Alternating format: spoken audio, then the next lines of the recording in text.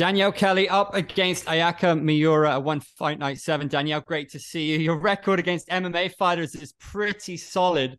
How confident are you in getting another finish here, following on from a beautiful finish in your last match?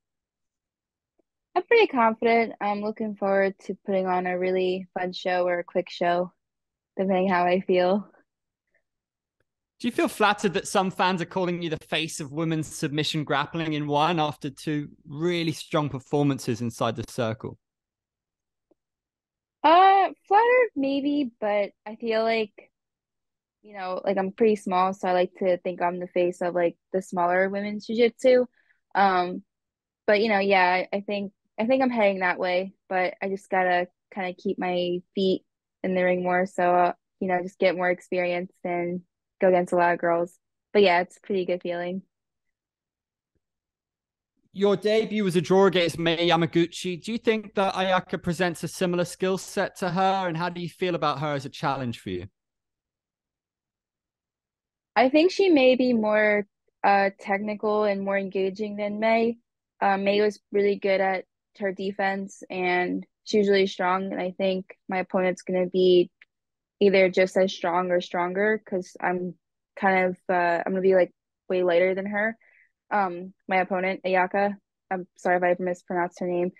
Um, but yeah, I think my technique will just be a little better. I just have to make sure I get her moving. Um, because she's really good at MMA and she has a really good base and her specialty she's really good at. Are you relishing this extra challenge at fighting at the catchweight? Do you think you're going to have added strength, maybe? Um, I get to eat whatever I want and I don't really have to kind of be on a strict diet as I'm flying 20 hours.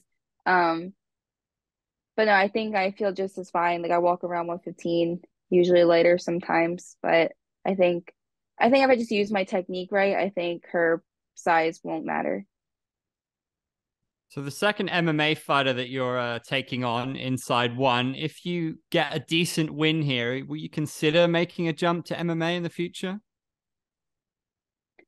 Yeah, I get that question a lot. I'm focusing on jujitsu right now, and if MMA ever comes to mind or it brings to my attention, I will have to like talk or think about certain things. But for now, it's just jujitsu.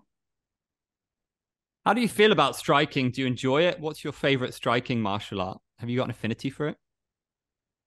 I actually enjoy Muay Thai. I've been training Muay Thai for like 4 years, even like before then, like when I was a pro belt. But I just never really got a fight or anything. I kind of just stuck with jujitsu, but it's pretty fun. But um, jujitsu is kind of starting to like be on the map, and athletes can actually make a living off it. So I've just been working on my jujitsu more and hopefully get a title match. So, since you've come to one, you're facing these different martial artists with different styles, whether it's from MMA, judo, grappling. How do you prepare for the intricacies of each different opponent? So I study them. I study like what they're really good at. Um, just like if it's jiu-jitsu person, judo, MMA, I look at where they're really good at and where their weaknesses are. Um, and then I just start kind of working my game so they get to play my game. Have you prepared anything specific for Ayaka? Yes, Interesting. I feel like you have a secret weapon up your sleeve for this one. kind of. I mean, I'm just debating with myself if I want to like keep it a short match and just submit her right away or make it fun, but I'm gonna be like way lighter than her, so I don't know if I want to like play with her too much because she's really good and she's strong at what she does. But yeah, I have a few tricks up my sleeve. Yeah. What would you say is your favorite submission? I saw in an interview you talking about wanting to go for the choke, saying that maybe leg locks are a little bit overplayed right now. Be interesting to hear you elaborate on that a bit. Honestly, I've been liking chokes.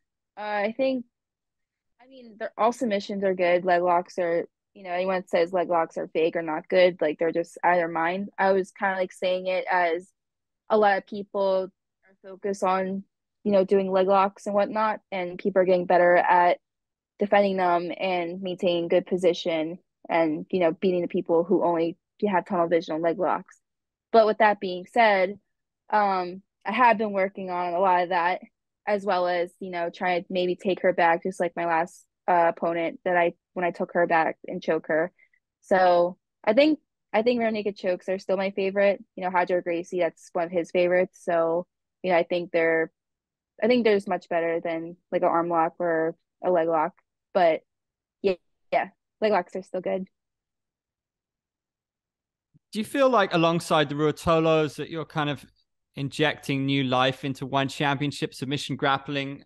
We saw a submission grappling match years ago with Shinya Aoki, but this influx of incredible world-class talent is a relatively new thing.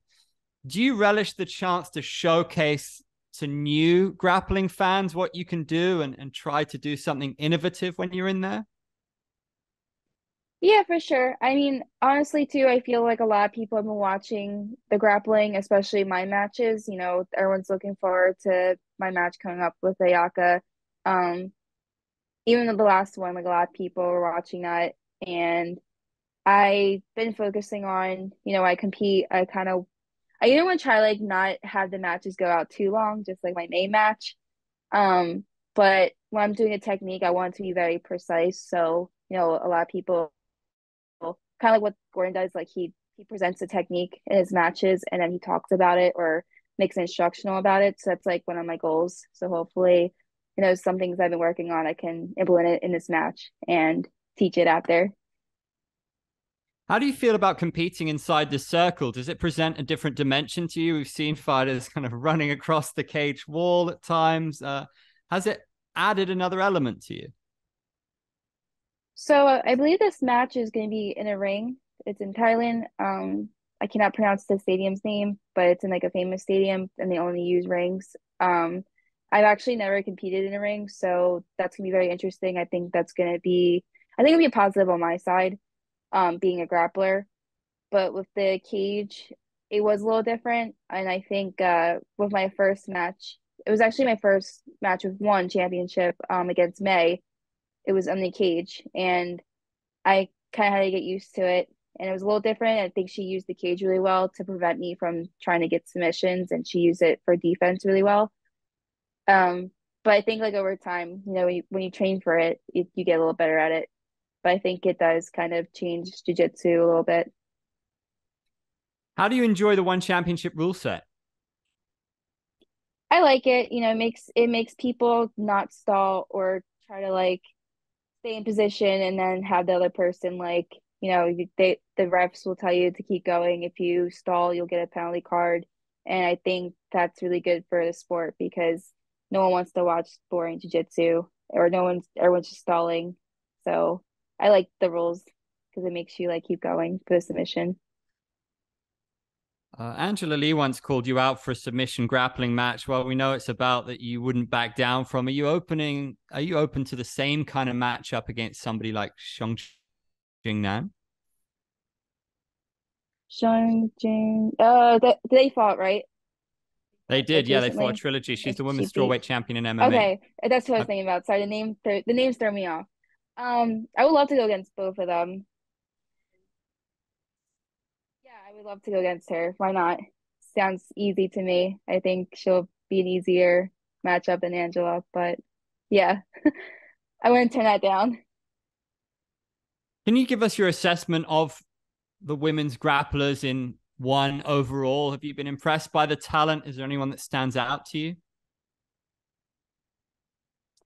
Uh, to me, I would say, I mean, I like Angela's jiu-jitsu. I really like the twister. I've always liked how she did that in her matches or her fights. Um, there's another girl, Azuki, but I think I'm better. My jiu-jitsu and my wrestling's better than her. But she's also from around here. I think she's a judo girl too.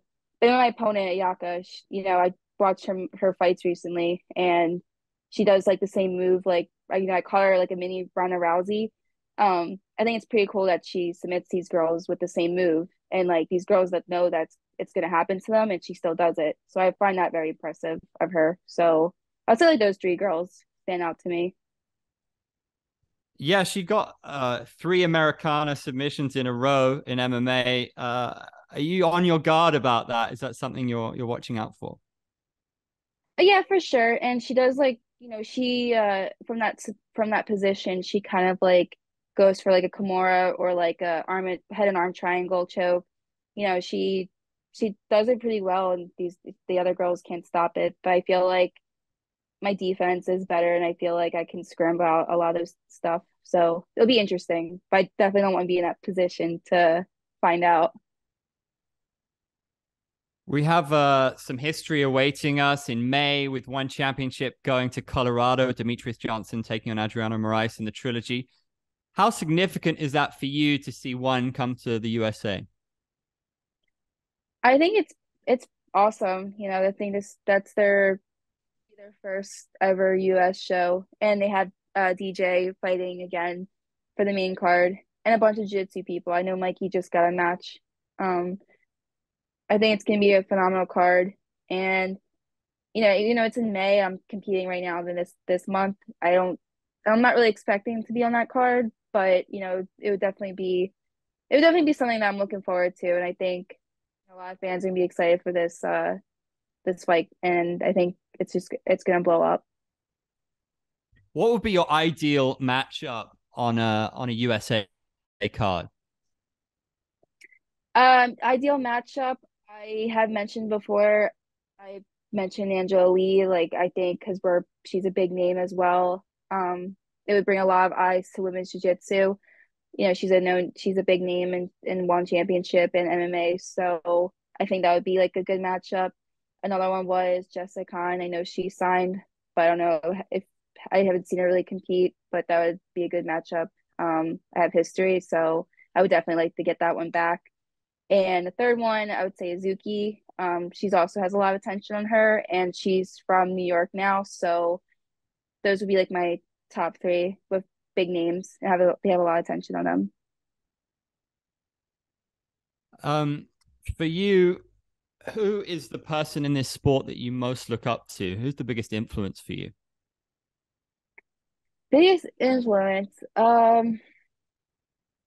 would say Ronda Rousey, just her or Ronda Rousey and Gina Carano, but Ronda Rousey, like I liked her mindset while she was training, getting ready for fights. Not necessarily her attitude, but like, she brought women's MMA to the world and to the mainstream. So I always looked up for her to that. And one of the first people that I started watching to get into jiu-jitsu and fighting was Gina Carano.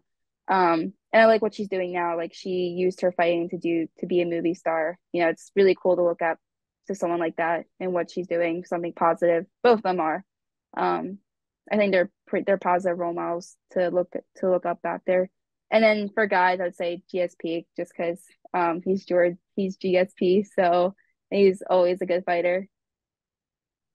It's a special time in history, and you're a pioneer. We're seeing new world champions getting crowned. Are you sensing a one submission grappling world title in your near future, 2023, this year? Does it feel close to you?